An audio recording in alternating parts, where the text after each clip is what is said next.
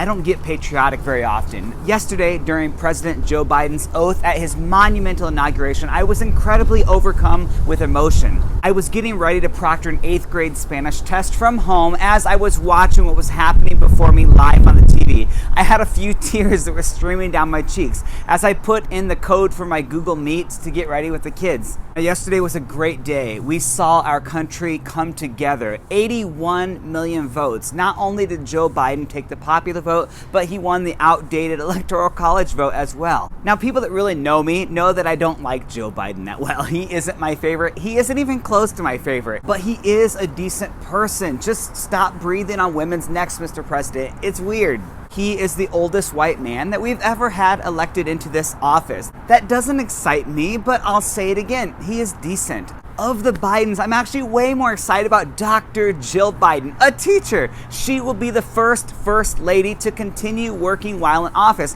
I commend her. She's amazing. She will also be the first lady that has a doctorate degree. I love that. Let's just say it again. Dr. Jill Biden. I might start calling the president Dr. Biden's husband. Yesterday, we also had the glorious honor to bring into the White House Kamala Harris as our first female vice president of all time. But wait, it gets better. She is also the first black South Asian vice president as well. I saw a meme recently that said, "Put on your shoes, ladies, because there's broken glass everywhere." Hell yeah, there is. I'm so honored to be a part of that, to watch this historic moment happen before our eyes. Representation matters, friends. It matters a great deal. For kids who grew up and only see portraits of men in the White House, it says something. It speaks loudly. And the fact that only one of those pictures is a black man speaks even louder. Representation matters. Not only that, but the Biden administration is already on track to be the most LGBTQ+ inclusive administration of all time. I'm incredibly grateful to live in this time. We need LGBTQ+ people at every table, at every level of government making decisions. So back to the inauguration. I had to start my Google Meet and get the kids going on this test. However, I also didn't want to miss history being made right in front of me. Many of my teacher friends were watching a live feed put together by none other than Dr. Jill Biden. Oh, my heart.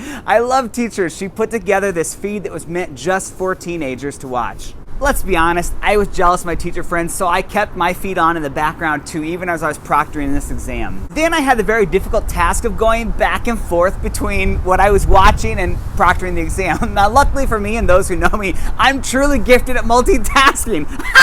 I'm not. I'm horrible at multitasking. This is what it looked like. Mute computer mic, unmute TV. Watch it for a little bit. Mr. Benefield, I have a question about number 2. Do we answer in Spanish? Then it was quick. Mute the TV remote, unmute your microphone. Yes, please answer number 2 in Spanish. Thank you, Billy. That was a wonderful question. Quick, mute computer mic, unmute TV. It was just back and forth. And then I would get another question. What about number 10? Do we have to include articles? And then quick, mute TV.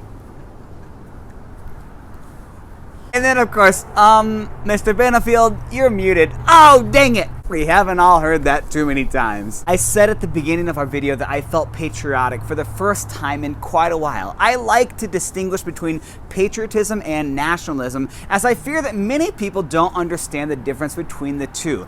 Patriotism is a love and a loyalty. It means being proud of your country when they rise to the occasion. Now, nationalism, on the other hand, is an unflinching allegiance to your country. There is no questioning. In patriotism, you are proud of your country when they do things that you should be proud of. Now, in nationalism, you must be proud of your country no matter what. I've seen a lot of nationalism lately, and that makes me incredibly sad and frustrated.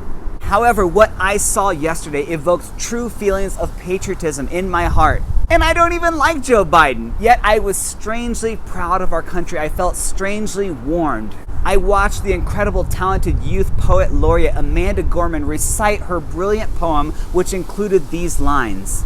We will rise from the gold-limbed hills of the West. We will rise from the wind-swept Northeast, where our forefathers first realized revolution. We will rise from the lake-rimmed cities of the Midwestern states. We will rise from the sun-baked South. We will rebuild, reconcile, and recover in every known nook of our nation. In every corner called our country, our people, diverse and beautiful, will emerge battered and beautiful. When day comes, we step out of the shade, aflame and unafraid. The new dawn blooms as we free it, for there is always light If only we're brave enough to see it. If only we're brave enough to be it.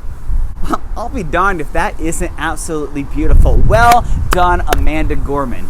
I felt patriotic. Rainbows and unicorns were everywhere. Friends, we will get through this. Things will have to change, yet our work is not over. On a side note, I want to shout from the rooftops today that I have a COVID vaccine appointment come February 5th. I am going to be joining the ranks of people in our country who are actively building antibodies to stop this horrible pandemic. I can't wait to get it. Stick it in my arm already. I hope that all of my listeners who are listening will consider getting it as well. We are all in this together. Here is a quote from Texas trauma surgeon Dr. Brittany Bankhead Kindle. There is no long-term implication of a vaccine that could ever be as bad as the long-term implications of COVID. The vaccine is way safer than any side effects of the actual disease that you could have. For me, it's a no-brainer. Join with me in getting it, friends. Next week, I think it's finally time for us to take a look at this very important topic to us that is called sea lioning. I don't want any of my friends to get sea lioned. Knowledge is power. Please make sure you subscribe below if you'd like to see more videos like these in the near future, and we will see you back here next week, same time, same place.